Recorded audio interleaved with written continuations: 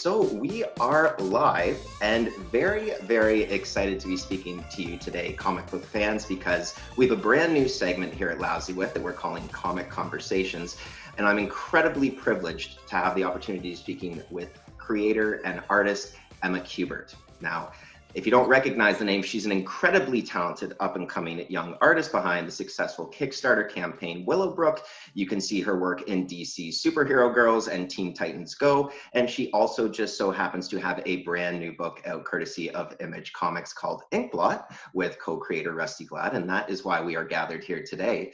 So Emma, it is a privilege. Thank you. Thank you for having me. I appreciate it. Honestly, it's like I said, so excited to be speaking to you today. How are things in your end of the world? You're in California, you were saying to me, right? Yeah, I'm in Southern California, which is basically on fire right now. But Yeah. there's not really a difference because I just stay inside all day anyway. So Well, I'm glad to hear that you're staying safe. Yeah, and you know that everyone's good and all that in this crazy world and these crazy times that we are living in. And I guess the best place to start right away is to just say congratulations to you and to Rusty, because tomorrow, New Comic Book Day, we're getting the second printing of Inkblot. I know, I'm so excited for you guys to get that. I mean, the cover was really something that was very special. So it's really exciting for it to even go to a second printing, let alone have, you know, this famous artist that I've heard of draw this amazing cover. Yeah. You know, and I kind of know where you're coming from in that regard. Mhm. And I also have to think that has to be incredibly meta for you on some level, to have your father illustrating the cover of a book that it's yours. You know what I mean? It's your name on the title page. Like, that's like, what does that feel like? It's honestly the most insane feeling I could ever imagine. I mean, even growing up, you know, I grew up in this big comic book family, but I only knew them as really my family. And I always thought of them as the most amazing people ever. And then they're growing up, and I mean, I'm growing up, and they're doing what they want to do with their life and being successful at it. So that's kind of where that really stemmed from. And just seeing that growing up, you know, that's what you want to do. And then, you know, I start my career, and I really am just in the beginning of my career. And then I have a cover done by the person that I admire. So it's incredible. Well, I mean, to say the very least, I mean, that you're beginning your career. You've only graduated Kubert. It was 2018, if I'm not mistaken. Yes. So to it be now, you know, just, you know, a little bit, maybe three-quarters of the way through 2020, to be where you are is an incredible statement to your talent and to your drive as an artist. Yeah, definitely. I mean, yeah, I just said yes to that. Thank you. Oh, you should say yes. You No, should. I meant to say I would say a lot of it, yeah, you know, like I'm the kind of person that likes to hit the ground running. So even as soon as I was like at the end of my third year at school, I was starting to to get work and everything. Um, and from there, I mean, it's been a very touch and go, but I would say that, you know, getting this image title was really lucky. Just because there are so many great ideas out there in the world, and they saw something in Inkblot which was very amazing. Well, and I couldn't agree more with you. And I really do think that there's just something to be said, because, you know, comics is really a unique industry in that when we're talking about sales, we're still talking about physical sales at the end of the day. You know, Yeah. when we talk about music and albums, we're talking about streams by and large. It's almost completely digital. And comics is still, if you want this book, you have to walk to your local comic book store, pay money, and you know what I mean? And the I fact that in the time of a global pandemic that you were able to go to a second printing is phenomenal. It is. I mean, it seems like, you know, a lot of people are staying home and reading comics. I like as of what I've seen, I mean, a lot of the indoor stuff, you know, like books and games and puzzles and all that kind of stuff has really been doing well in the pandemic, because people have to stay entertained somehow. But I would just say we're just really lucky. I mean, that part of it, I really wouldn't put up to working hard. That's very much a luck type thing. You need to be a little lucky to make it in the world anyway. So For sure. Now, just one thing I also wanted to ask, because again, like I said, it's a unique kind of a situation. So was it sort of like, hey, Dad, if we happen to go to second printing, you owe me a cover or something like that? Or how did that conversation exactly come to be? well, I mean, this is kind of like my first real title, like by myself. This is by Emma Kubert and Rusty Glad. And I mean, my dad,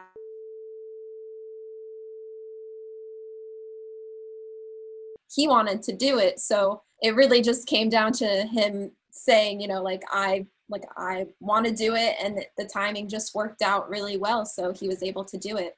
And then I was really excited to color over it, so that was exciting. But you have the colors, and then he has to look at it and make sure it's perfect, of course. But I don't know. It was really just, it kind of just lined up. I remember months ago him saying, like, I wanted to do some sort of variant cover, and I wasn't sure who, and we had to pay out of pocket or something like that. And he seemed like he wanted to do it. So it was kind of just a timing thing, really, how that worked out. And then when they announced, like, we're going to be doing second printing, it was kind of like, okay, this is the time to do it. Yeah, I hear what you're saying there. Definitely the stars aligned on that one, to say the least. Yeah, as I said, luck. Yeah. Now I promise I'm only going to say this once, and I'm not going to mention it again. But we've already kind of loosely alluded to this, in just kind of our conversation thus far. But for anyone who may happen to not know, you are of course the granddaughter of Joe Kubert. Your father, whom we've been just speaking about, is Andy. Your uncle, your whole family is essentially kind of embedded into the foundation of the comics industry. So my question to you, how tired are you of being referred to as comic book royalty? I'm a little tired of it. It's just because I can't imagine like the word royalty next to comics, it just doesn't sound, it doesn't sound right in my ears for some reason. I think for me, I mean, I really pride myself being a part of this family. If no one really knows the Kubert family, I mean, they're an amazing bunch. It doesn't just come down to, talent or being able to draw, really. It really comes down to hard work and being humble in what you do and loving every step of the way. And that's something that I saw my parents do growing up. I saw my grandpa doing that, no matter it being art or science or whatever it is. But the fact that they loved doing what they did every single day of their life, and they were successful at it, really can, influence a person. And especially when I was younger, I took to art when I was really young. I loved drawing. I didn't necessarily love comics, but I loved art. I loved drawing. I loved storytelling. So seeing, people in my immediate family being able to do that made me want to do it. And I don't know what the world sees, I guess. I don't know what the comic book world sees, but that's what I see. And that's why I don't mind it when people call me that, I guess, but that's not really how I view it. For sure. And by no means, make no mistake, it is not that you're not worthy of the title. I'm just saying I've probably watched, which is also very interesting about you, is that you've been very busy. You've done quite a lot of interviews in the past month. I've been watching a ton of your videos and kind of trying to get a ton of kind of your backstory. And piled up. No, which is why I'm saying I'm so glad you were able to speak with me today. But I was like, wow. I was like, if this you know, if this young woman gets called comic book royalty one more time, I bet her head is probably going to explode. You're not wrong, I guess. No, I'm kidding. I'm kidding. I don't mind it. It's just something that I probably wouldn't call myself, For sure. really. For sure. And, you know, just this actually kind of rolls into my next question because you actually touched on it. Because, like I said, just in kind of my, you know, trying to get to know you a little bit better, I know that you said that comics, ironically, were something that you didn't have a love for right away. It was something that you found later in life. Your kind of first love was animation. Yeah. And I remember you saying as well that you kind of had a hard time identifying with the kind of muscle bound alpha male characters. Yeah, that's exactly really like when I look back on, you know, because I actually ask myself this question a lot, like, why wasn't I into comics when I was younger? Because everything about comics is what I love now. And like creating comics, reading comics, all of it is, it's really exciting to me now. And I'm wondering like why I didn't see it when I was younger. And it was really because I wasn't really exposed to a lot of different stories in comics. I was more exposed to, like, as I said, Batman, Superman, like Marvel Avengers, like all that kind of stuff. And me being a young female who didn't really care about large muscled men, you know, I didn't see really a lot of things in there for me. I mean, the box of comics that my dad would bring home, I'd go for like the Cartoon Network comics, like, you know, Scooby-Doo and I was about to say Pokemon, but that's not right. That doesn't go with that. But I mean, Scooby-Doo, Jetsons, I like gotcha. that kind of Cartoon Network. Powerpuff Girls is another one. But that was really the type of stuff that I liked. And another comic that I loved was Calvin and Hobbes growing up. I loved Far Side, like newspaper strip type of stuff.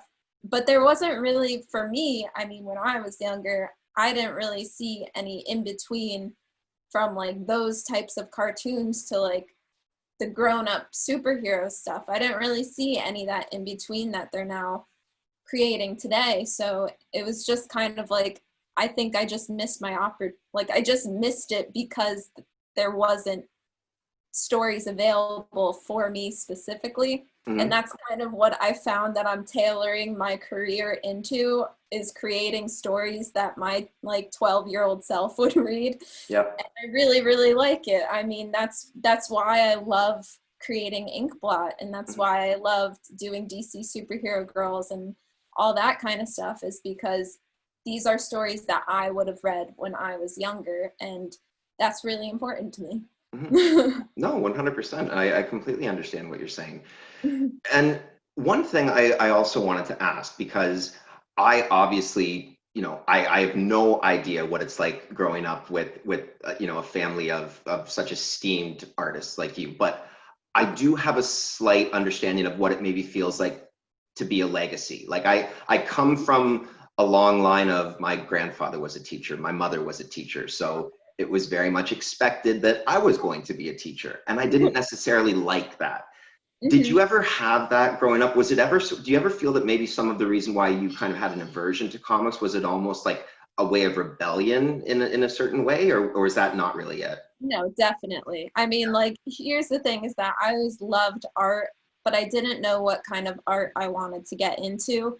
And I knew, like, as soon as I decided that I wanted to go into comics, I'd just be constantly surrounded by it. So I think what I really needed to do was get out, discover more things for myself, and then, you know, I found my way back to comics. But that's when I was in high school, I decided to go to Savannah College of Art and Design for animation, and I minored in storyboarding. But when I went down there, I had a lot of great experiences that I would never take back. But that's where I realized that animation wasn't really for me. I more liked the pre-production part, where you have like all the storyboarding, concept art, all that kind of stuff. Um, and then I realized, you know, in comics, you can do all of that yourself. and create your own stories and do everything yourself, however you want to do it. And I like that. Yeah. Yeah. That's what I really liked about it, is that Sure. I had like full creative control. When I decided that I wanted to go to the Kubert School, I needed to draw more and learn more about storytelling and all that kind of stuff. That's when I was really like, okay, I have control and I can create my own stories, which was really exciting because that was also around the time when the comics industry and the world really was changing for the better. You know, we're constant, like right now we're in this social movement. We're trying to include all minorities, all people, and I think in comics we can do that too. And that's something that brought me into comics, really, is figuring out that it doesn't have to just be one genre. It can be so many different ones that can be so good. And yeah, I want to make good stories. Yeah. Well, I definitely say that you're well on your way. Now, once again, I just think, because again we're kind of just rolling into one question into the other quite nicely. Yay. What's it like going to a school with your name on the door? Well, I would say that's probably the main reason why I didn't go right away. Mhm. I think most people who go to the Kubert School, you know, they either are really big comic fans and they want to learn more about it. But a lot of people don't expect how hard the Kubert School is, because you're drawing, like you're doing 2 classes a day, 10 classes a week. You're drawing about like 10 to 14 hours a day, trying to just hone in your craft and make as many drawings as you can so you can get better. So it's really hard. I can And I imagine. think a lot of people, you know, going into the school don't really realize it, but I knew that my entire life. So it was kind of like, it wasn't something that I really saw myself wanting to do until I knew that I had to, Mhm. if I wanted a career in art, if I wanted to really be good at it. And Mhm. that was kind of like the moment of, I get quote air quotes, defeat, where I decided to go back to school, and I mean back to the Kubert School, and just go through that program, really. I would say very much in the beginning, I had more friends that were teachers than actual peers, but it worked out. Well, no, and honestly, funny enough, my next question was, did you ever feel alienated by your fellow classmates? Honestly, I mean, not really. I had a really good class, and at the Kubert School, you stay with the same class, most likely. You stay with the same class all 3 years, so you get to know the people in there, and you get to know their strengths and weaknesses, and you're able to really help each other.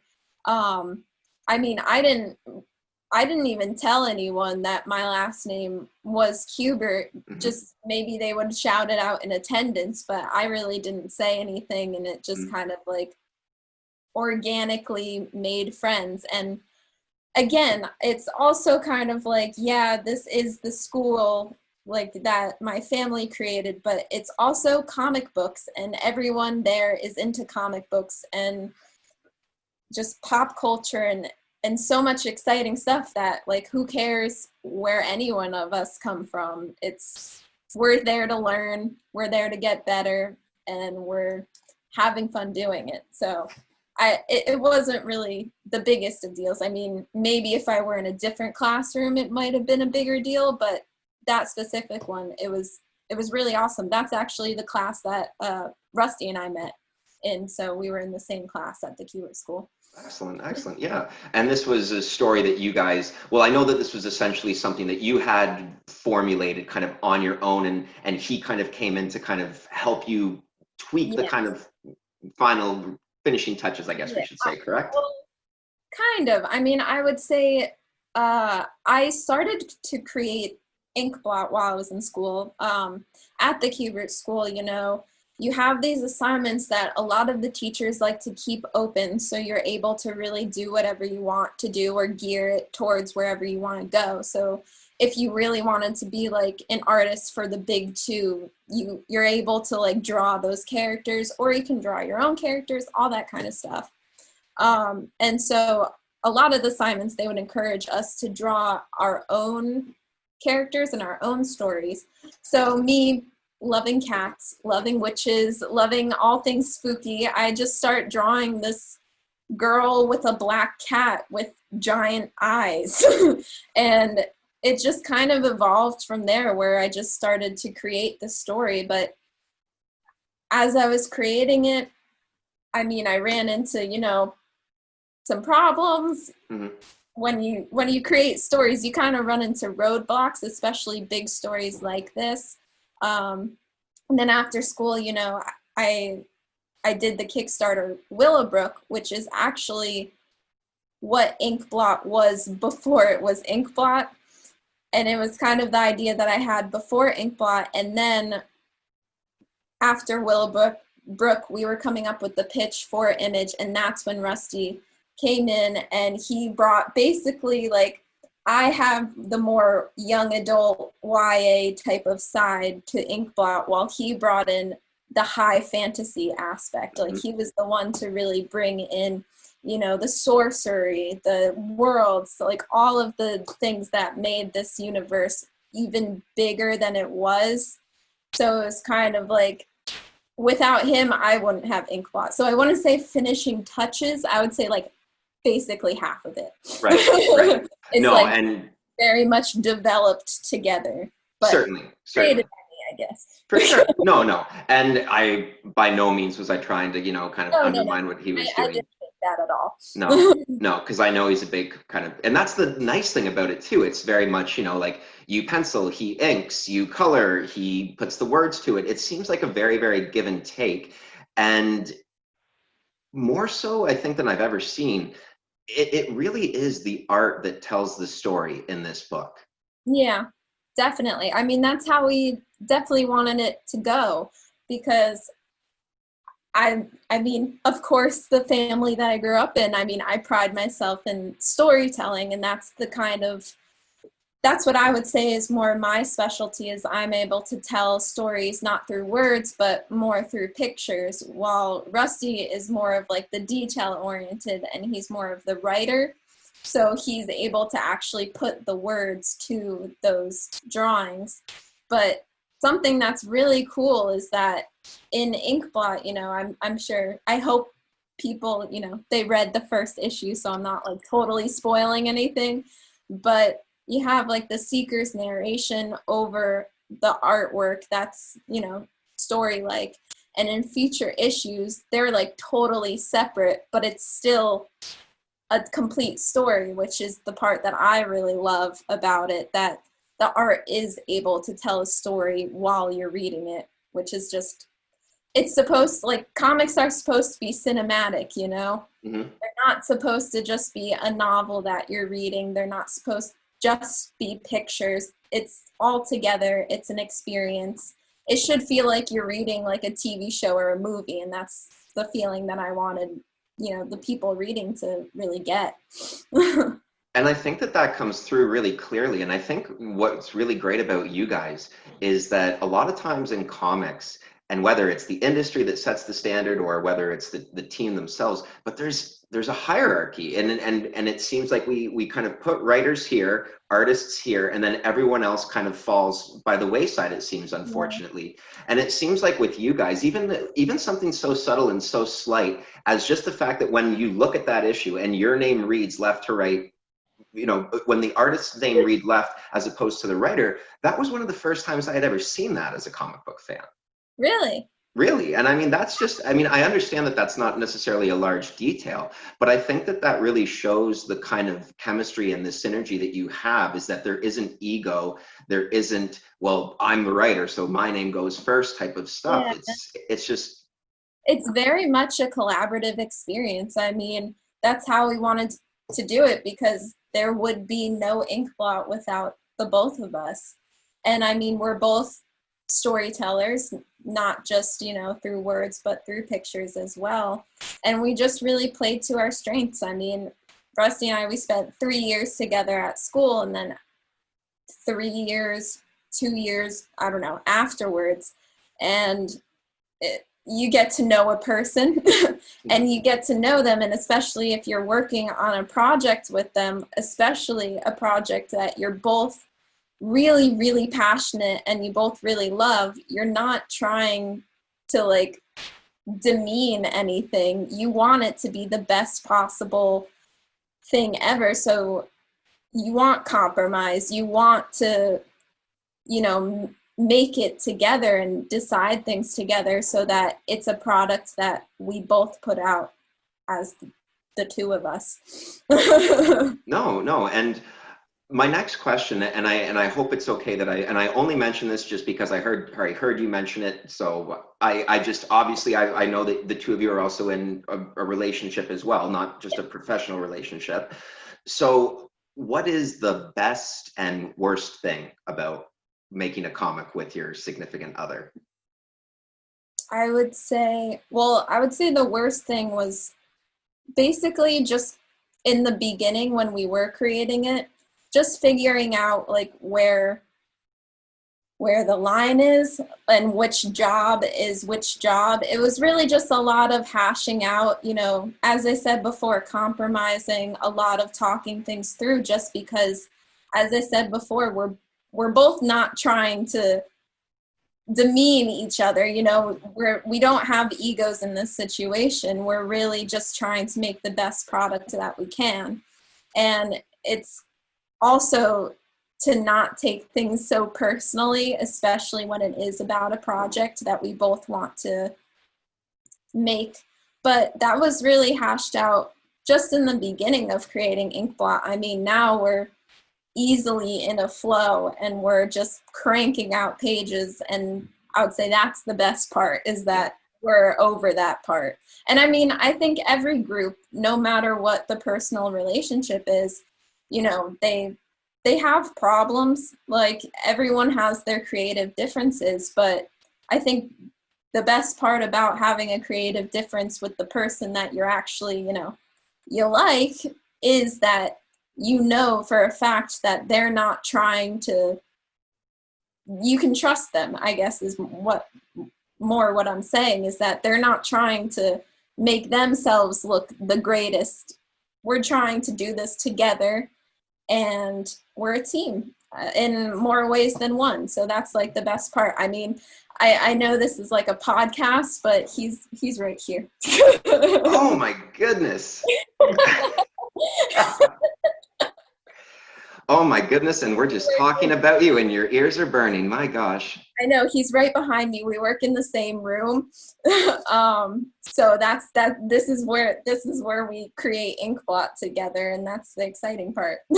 So hi Rusty, first and foremost. And by no means, so it was only kind of today that I realized that you guys were kind of cohabitating. So by no means were we trying to exclude him in any capacity, but that's actually hilarious that he's just right around the corner there. We'll have to do another interview. Yes, 100%. We would love that. If I can just take a moment to kind of switch the focus back on you for just a second. And would you mind just talking to me briefly about the influence that Jimmy Palmiotti and Amanda Connor had on your kind of early career? Yeah, definitely. Well, this was kind of the moment in my life where I was figuring out that animation wasn't for me. While I was in college, during the summer, I did an internship at DC Comics. In the manufacturing, I was a manufacturing intern. I mean, like, I proofread stuff and I corrected things before it went to printing. But this was really the moment where I was, you know, I found out how the comic book world worked, and I was figuring out comic books in general, like what they really were to me and to this industry and everything. And so like my boss, like as an intern, you know, I'm learning things and my boss wanted to make it fun for me. So he was like, all right, here is this giant omnibus to correct for me. And it was an omnibus of Jimmy and Amanda's Harley Quinn. It was so ginormous, and my boss was like, you can read it too if you want. And he was like, I think you'll like it, that's why I gave it to you. And I'm like, okay, I guess I will. So as I'm correcting these pages in Photoshop, I'm reading the stories as well, and it was really the first time in mainstream comics where I saw a funny, weird, quirky, silly female protagonist. I wouldn't say superhero or supervillain because she's really both and neither at the same time, but it was really just something so different than what I was used to that superheroes were. And it was really just something that kind of like stuck in my head, where I was like, hey, wait a second, like I can make these characters whatever I want them to be. Like, they can be crazy and silly and fun and weird and relatable to a lot of different people. So that was kind of like the wake up call, where I was like, okay, comics can be cool. No, I'm kidding.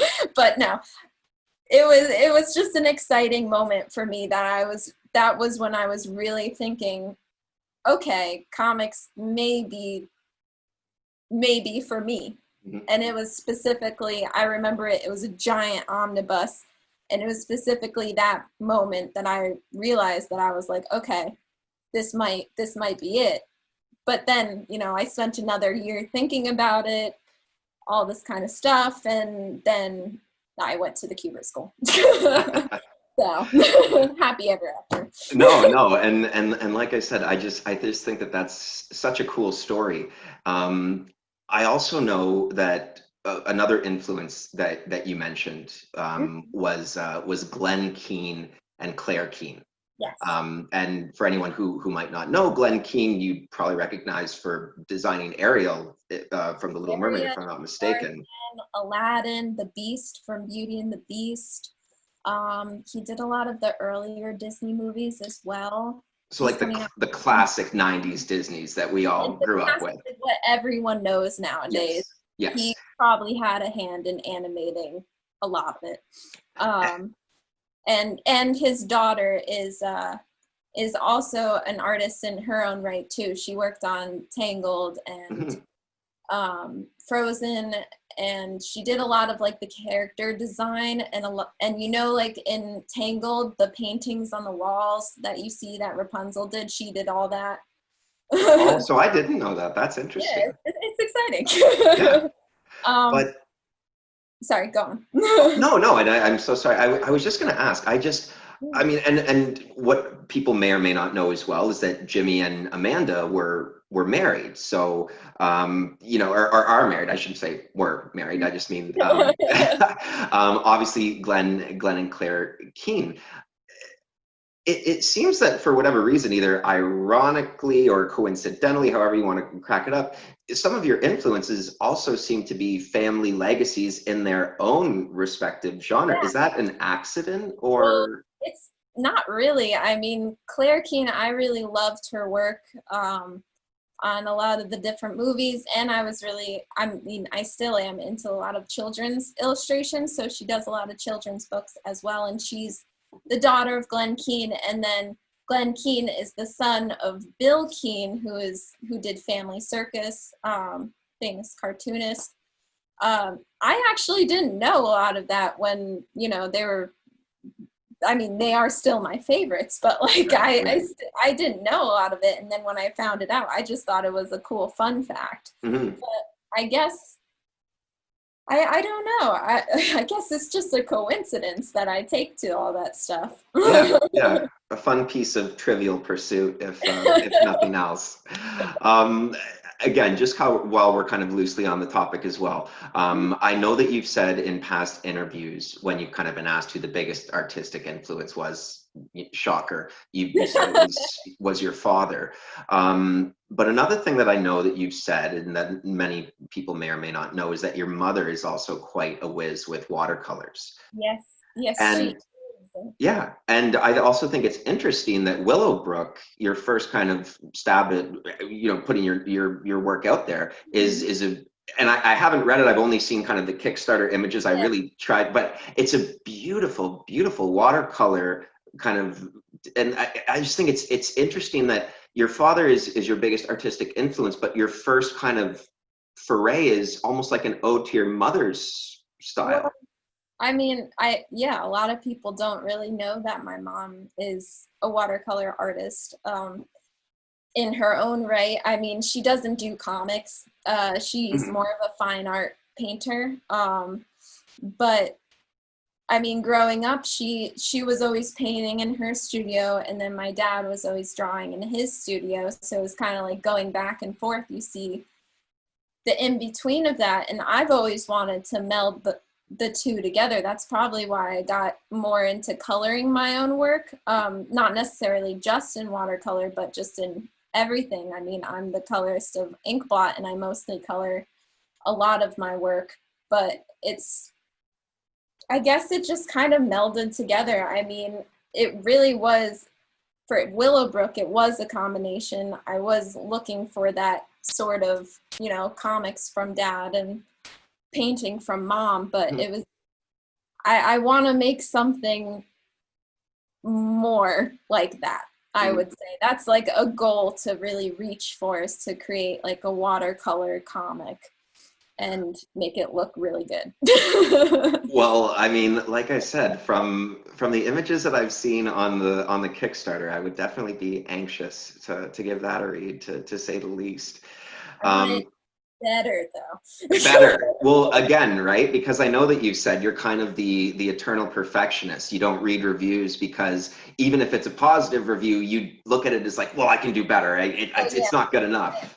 I can't handle reviews at all. I can't stand it. Even if someone says, like this part is fine, but the rest is amazing, I'll just focus on that fine part, and I want it to be amazing like the rest.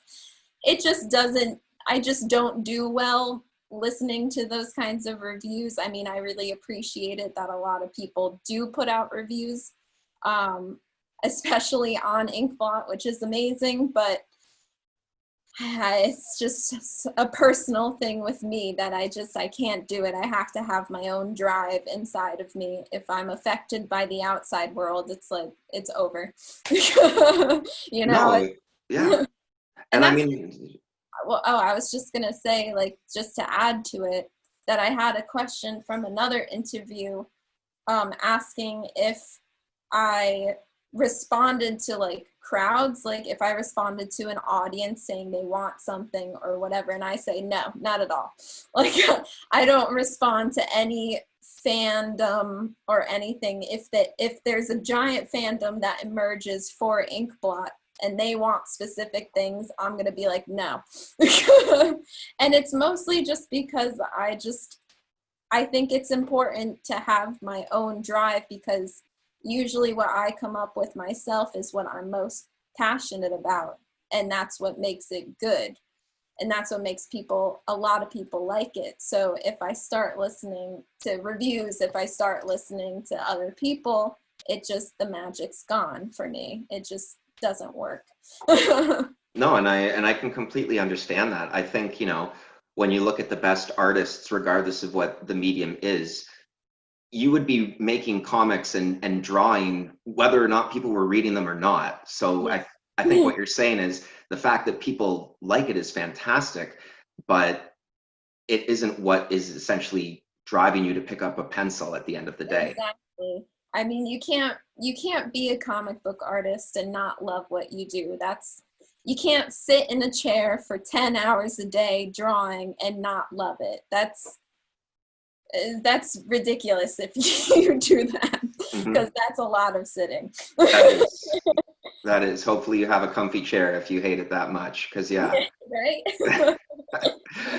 Now, one thing I also wanted to just mention, because you have talked just in the past, and I couldn't agree more, just how we need to you know, and we talked about inclusivity, but one thing that I really liked is that you said that you'd love to see more women, excuse me, given the opportunity to write and draw for male characters like Yeah, Batman, Superman, definitely. Wolverine, whatever. So I guess one thing that I kind of wanted to ask, if you were given the opportunity to draw any male superhero of your choosing, or to write for any male superhero of your choosing, who would it be and why?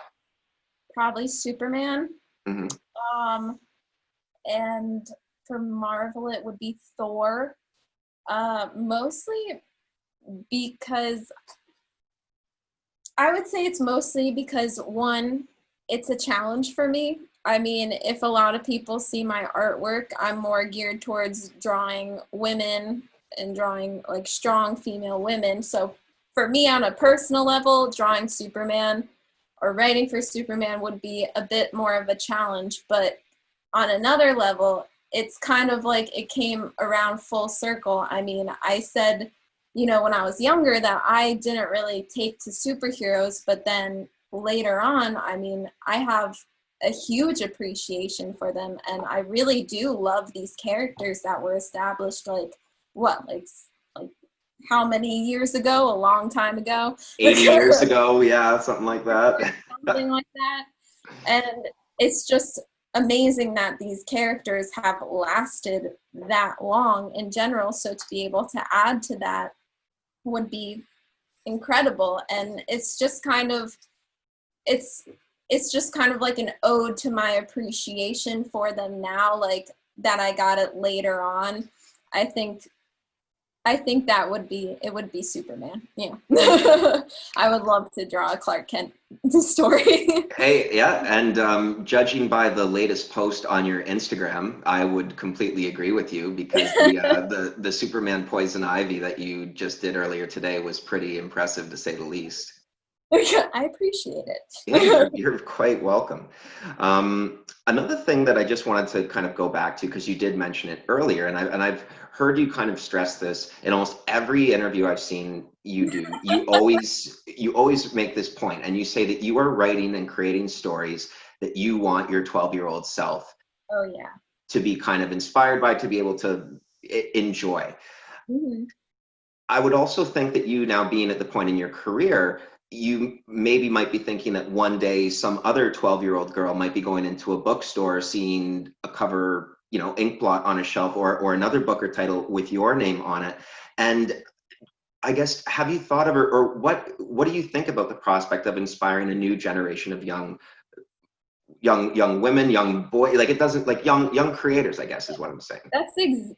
I mean, that's exactly what I want to do. I want to not only do I want to create for my younger self, but I think the point of comics is to gear it towards children. I mean, that's how comics started. You would sell comics to children, and then those children grew up and started collecting them. But you have to bring in the new generation of kids. And that's kind of what I've been seeing in this industry, is that we're not necessarily bringing in that new generation, or we're not really seeing a way to connect with that new generation. And I mean, now people are starting to get it, like, oh, you know, kids, they like graphic novels, so now we're going to start making graphic novels. But it's kind of like it I want to contribute to it, you know, like I want to be a part of bringing in the new generation of comics, because I just kind of feel like I missed out a little bit when I was younger. There wasn't really a lot for me, so I just went against it until like 19, 20 years old, and I missed out on a lot. I mean, I missed out on a lot of cool stories that I could have read when I was young, that I could have been inspired by, and it's upsetting to me when I think about that. You know, there wasn't that inclusion, there wasn't that sort of like let's bring in that new generation when I was younger. So I think it's really important to do that. I guess Yeah. sometimes I can't find the word for something I'm thinking of, but I just think that's a really important thing to remember in an industry, is like the big picture. And we are in comics, we're in media, and we're the storytellers. I mean, us, movies, books, music, all things creative, you know, we're telling a story to the masses. We're telling a story to everyone that they can learn from, that they can take, that they can be inspired by. And that's something that really speaks to me, is that, like, that's what makes us human, is learning from these stories and being inspired by them and just taking it.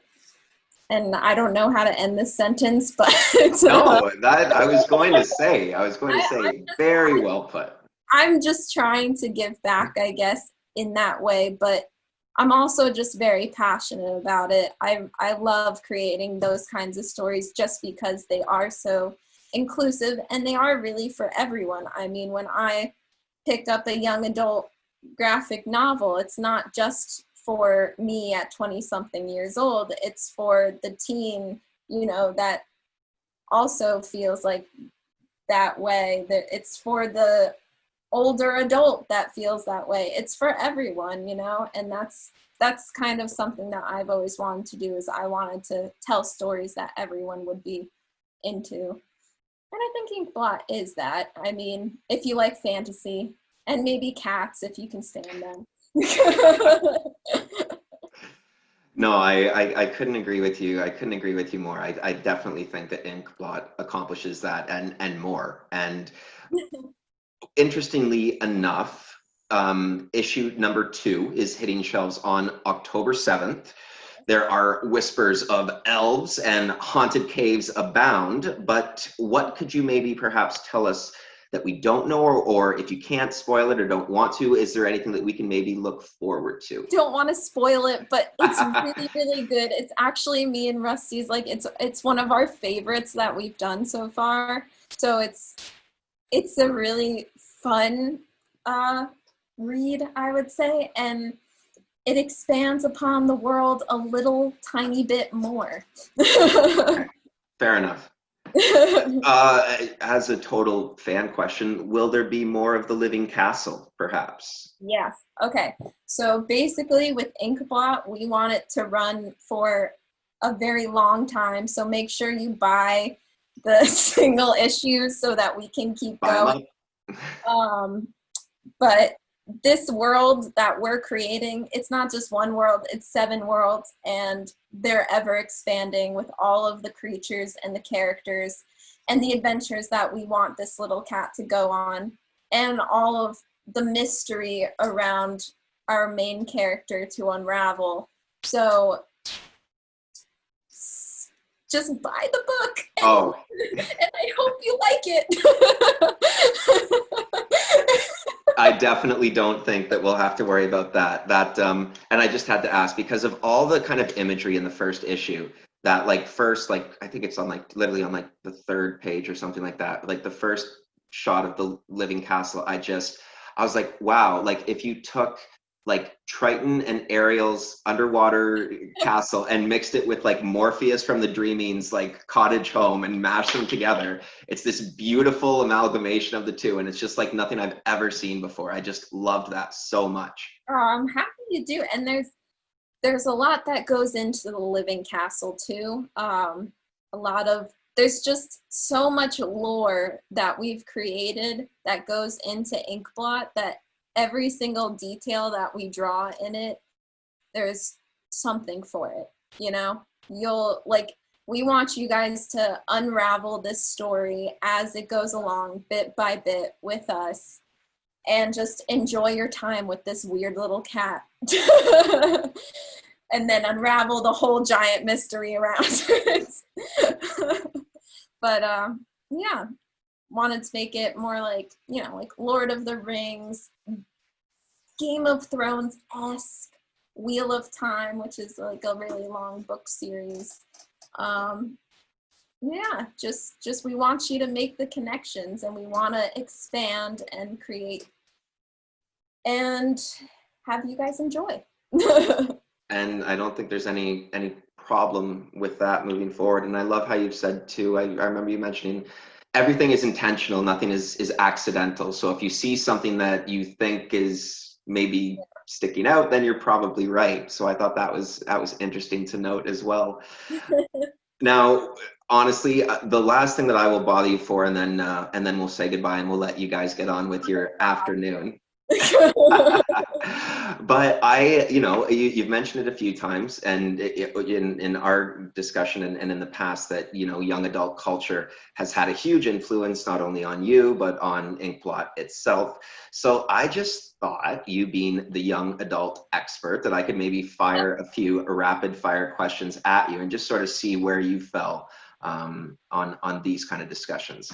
Okay. So first, to start things off, Sabrina the Teenage Witch, the original series, or Sabrina the Teenage Witch, the Netflix remake? Which one are you binge watching first? I'm for the original series all the way. Melissa Joan Hart is like a silly love to my heart, and Salem talking is the best part. So I think the remake, it's okay. It's okay. Oh, we'll leave it there. All right, fair enough. I won't put anything down, but I would say OG Sabrina is my heart. Like, that's one of my favorite TV shows. So it's silly magic fun, and that's exactly what I like. Perfect. Powerpuff Girls or Sailor Moon? That's a hard one. Okay.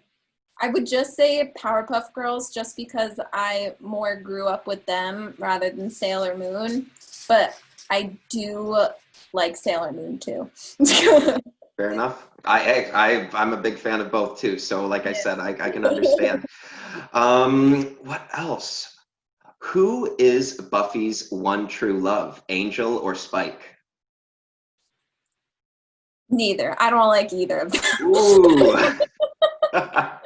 I know I hate all the boys in that show except for Giles. I gotta be honest. Nothing wrong with Giles. I love Giles, but I just get so annoyed with the rest of them. It's just like, they all want to protect Buffy, but she's the Slayer. She's the strong one. I don't get it. I get very upset about Buffy. Hey, I'm with you. I think that Tara and Willow was the romance that stole that series. Oh, so. That is like the prime romance of this series. Yes, definitely. Could not agree more. Now, this one might be a little bit tough. Who would win in a wizarding duel between Albus Dumbledore or Gandalf the Grey? I knew you were going to ask Rusty that. No question. Rusty says Gandalf. And I knew he would answer Gandalf. I kind of have to agree, though. I would say Gandalf, probably. Like, I do like Albus, but he's not an angel. Yeah, you're right. That one was a little heated there from the back row. Yeah, he gets really sassy about it too. That was a stupid question to ask. And the last thing that I will ask you today is, what is your favorite Harry Potter book and why? I would say the second one, just because I love the Chamber of Secrets. I also like the seventh one because I like that everything comes together in the end. Mm-hmm. And I like the Deathly Hallows. I liked the animation in the movies for the Deathly Hallows story, and I like just the story in general in the books. But I always liked the creepier parts of Harry Potter. I don't know why I take to the creepier parts and like young adult stuff, but I do. For some reason, I just think it's cooler when it gets scary. Chamber of Secrets was definitely dark. The Basilisk, yeah. Like, I read it when I was, I think, like 13 or something, and I had to read the whole thing in like one night because I was so terrified. Yeah, I can relate with you on that one. Yeah. Well, Emma Kubert, that brings us to the end of our discussion today. I just want to, again, thank you so much for taking the time for speaking with me today, and just wishing you both nothing but the best. Well, thank you for having me, and I hope me and Rusty can come back. Hey, we're definitely going to make that happen, and we will be speaking with you soon, and we'll be following along on Inkblot, to say the least. And make sure for everyone, go out tomorrow and get the second printing, that Andy Kubert cover. Watch out for your local comic book store on October 7th and get issue number 2. Nice.